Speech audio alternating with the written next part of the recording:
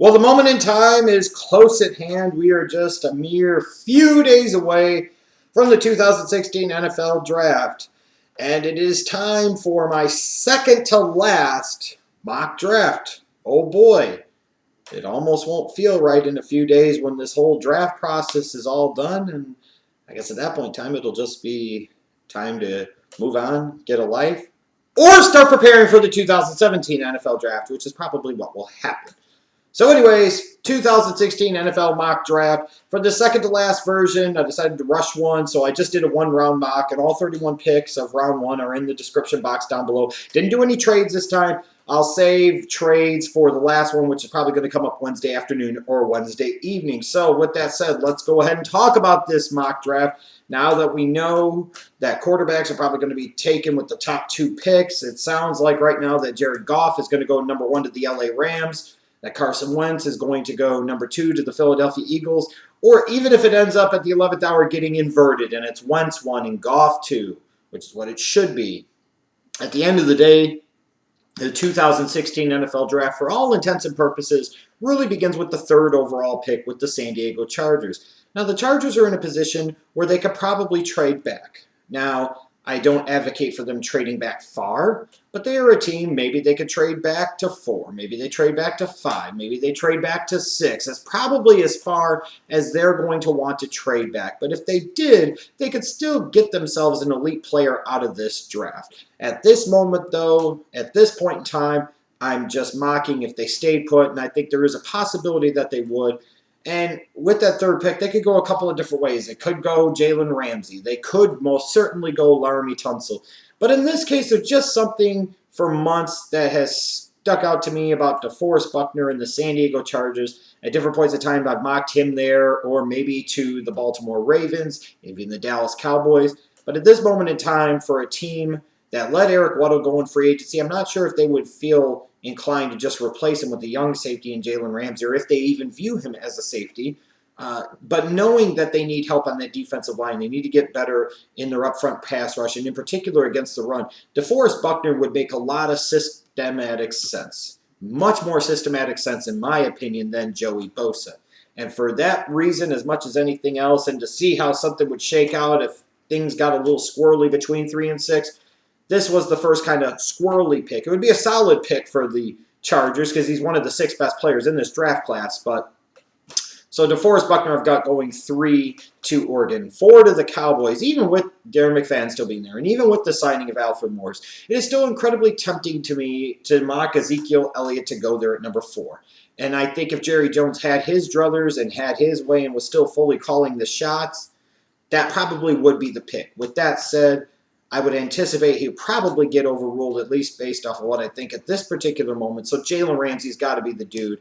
And, you drafted Byron Jones in the first round last year. Maybe you keep him at corner. Maybe you do move him to safety with Jalen Ramsey. Maybe you play him at corner. Maybe you put him at safety. The Cowboys need help in many different areas, and the defensive backfield is one of them. And when you look at that point in time, the best player on the board, in my opinion, is probably Jalen Ramsey. He should be the pick. It's a great combination to me for the Cowboys of addressing big-time need while getting great value and taking arguably best player available on the board. Those are what good teams do. That's what good drafting organizations do. And in this case, the Cowboys would be very, very wise to do so. The first, I think, real major surprise out of this mock draft would be the Jaguars at number 5 taking Leonard Floyd. When I look at this team, they've got Dante Fowler coming off of the ACL injury, last year's first-round pick, but they probably envision him more of a defensive end type. They've spent some big money the past couple of years on their defensive line with guys like Jared Odrick and now Malik Jackson, but they still need speed and explosiveness off of the edge. And whereas for a while I've envisioned maybe that they would take Myles Jack and get that Bobby Wagner type for the middle of their defense with Posluszny being past his prime, I'm wondering if there's going to be some concerns about Myles Jack's knee injury, and there's been some rumor and buzz talking about that. And Leonard Floyd is one of those guys that I think a lot of the draft media and fans have underrated, but scouts in certain organizations actually view a lot higher. And we're talking about the Jags, so you can't be surprised with whatever they do. So even with Tunsil on the board, and he would definitely be an option at number 5, just to make this mock draft kind of work, I went with Leonard Floyd to the Jags at number 5, which means the Baltimore Ravens come out huge winners here, it would seem in theory, by getting Laremy Tunsil to fall into their lap at number 6. I didn't rig it that way for the Ravens. This is just the way it broke down, and this is a possible scenario. Is it a likely scenario? I don't know, but it is possible for a guy that throughout the draft process by many people has been thought of as the number 1 player in this entire draft. Of course, Ozzie Newsome and the Baltimore Ravens would be able to get him to just fall into their laps at number 6. Whereas you've got other teams giving away way too damn much to move up to the top of the draft to get a quarterback. The Ravens get arguably a better player, and they don't have to give up any future picks. Sounds like Ozzie Newsome to me. And we get to number 7. You know, who knows what the fuck Trent Baalke and Chip Kelly are going to do? Who knows if they're on the same page? Who knows if they're going to communicate?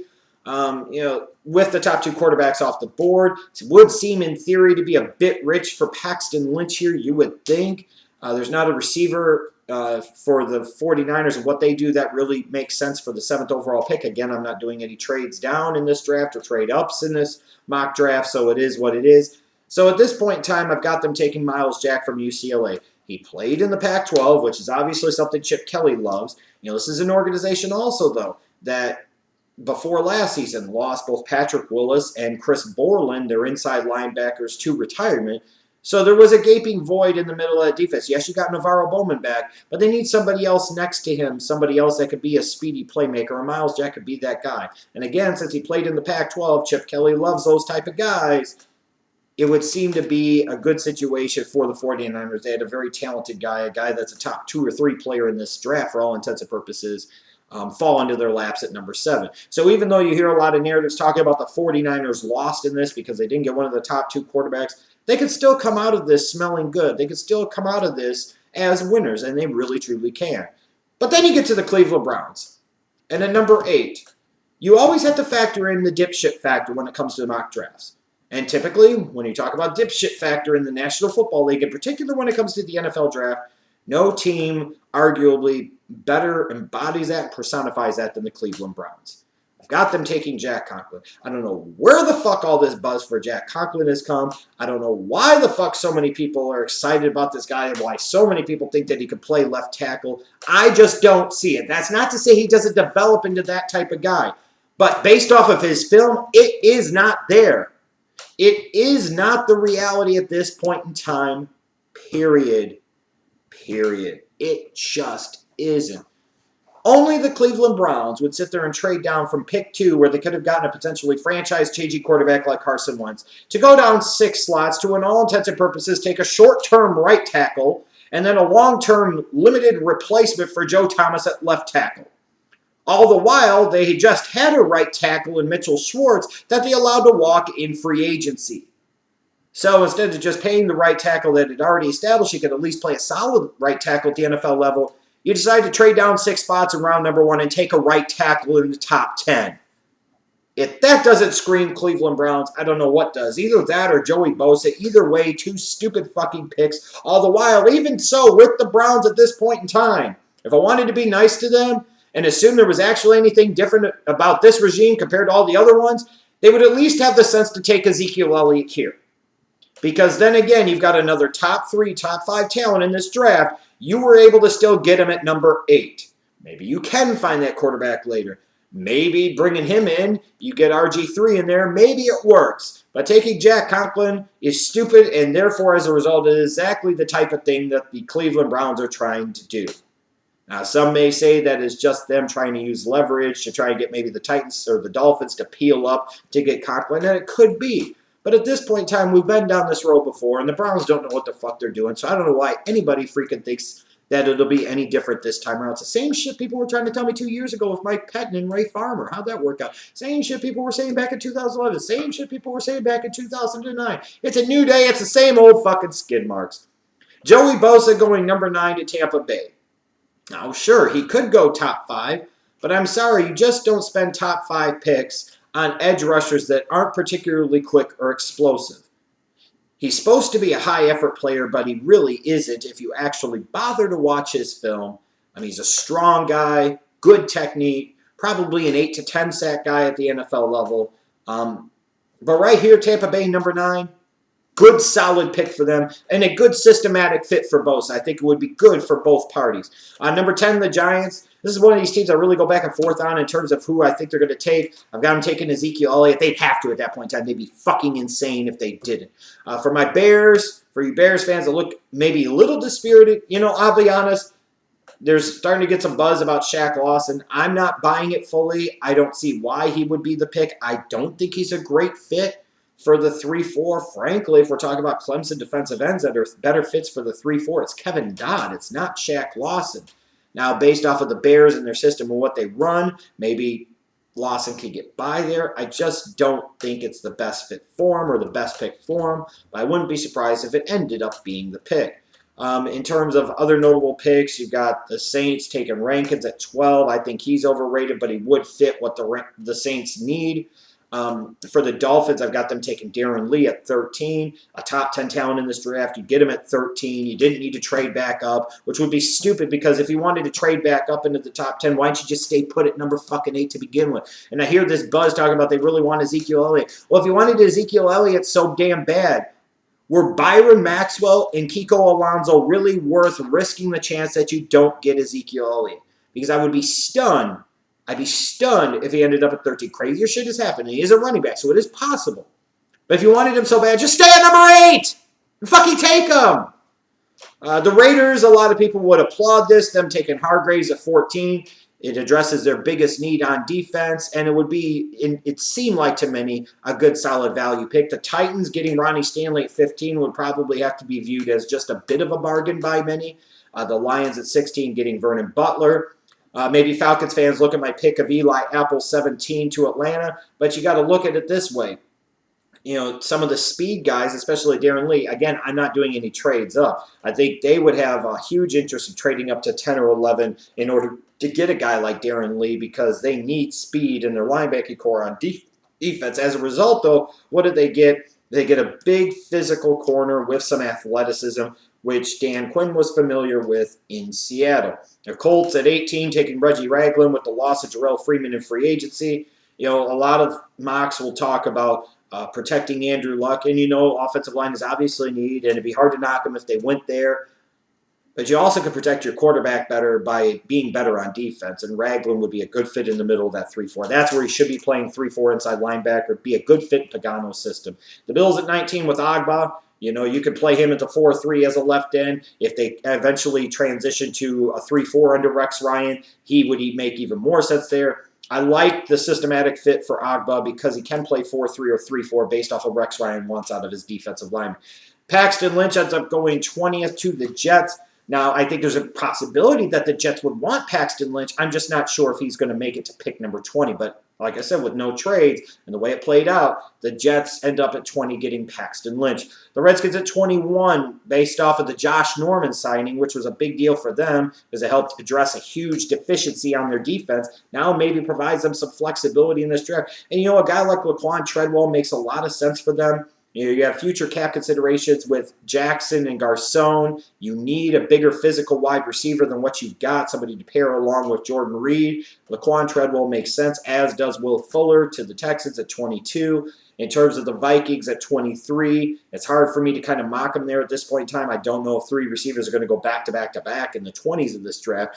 So I still think offensive line is a big need. I've got them taking Spriggs from Indiana as opposed to Decker from Ohio State. Maybe Decker would be the guy there, but Spriggs is more athletic. Maybe they fall in love with the athleticism. But the fact is they got to make a decision long-term on Matt Khalil. They brought in Andre Smith, yes, but that was on a 1-year deal. This is a team that still has needs at the offensive line position. The Bengals at 24, a defensive tackle. I think most Bengals fans would probably be happy if it was any defensive tackle at this point because D'Amato Pecco has sucked for so many years in their opinion. They need somebody better and bigger next to Geno Atkins, and Jerron Reed would seem to be a really solid fit. The Steelers actually bothered to address the secondary in this mock draft. It's Keanu Neal, the safety from Florida. Not who I would take, but it would seem to be, if they've actually bothered to finally address the secondary, somebody that they would take. The Seahawks at 26 would like a corner, I think, with more size and more speed. Sure, they could definitely look offensive line here, and that would make sense. They could definitely look defensive line here, and that would make sense. but I get a feeling that if he was there, William Jackson would be very tempting to them. Kamale Correa, 27 to the Green Bay Packers. I've had him here in quite a few mock drafts, and I'm not about to back off that now. In terms of 28, the Chiefs, you know Andy Reid loves to address the trenches in the draft. I don't know that he wants to address the offensive line this time. He might want to address youth and depth and athleticism on the defensive line. Either Chris Jones or Kenny Clark from UCLA would make a lot of sense here. In this case, I will give him Chris Jones from Mississippi State. Just make sure that you don't allow him to drive anytime soon. Make sure his license is valid.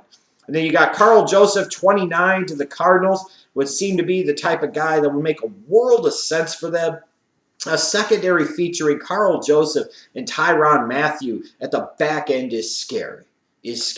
And with Paxton Lynch off the board and some of the other defensive line prospects, maybe that you can find in rounds 2 or 3, the Cardinals don't have a second-round pick. They need to find somebody that can make some type of impact in round 1. I think Carl Joseph, even coming off of the torn ACL, can most certainly do that. The Panthers at 30, some people might mock them to take somebody like a corner now that they lost Josh Norman in free agency. I don't see where that necessarily changes the plan that much because remember, back in 2012, Josh Norman was a 5th-round pick. Let's keep that in mind. I think they'll have confidence in their system and confidence to find a guy in day 2 or early day 3 of the draft. They're going to go for talent here, and I think Kevin Dodd from Clemson makes a lot of sense to them. And then Denver at 31, Jermaine Ifedi from Texas A&M, the offensive lineman. You've let Clady go. Offensive line is a concern.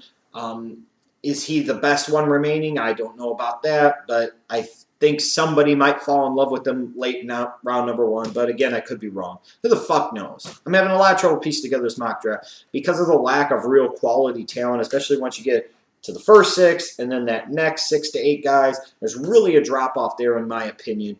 It makes it harder to piece together this mock because you've got a lot of guys in that round 2 to 3 schmaz who several of them are ultimately going to end up being first-round picks. Let me know what you think of my mock draft. I got a couple more draft-related videos coming up soon, so stay tuned for them later.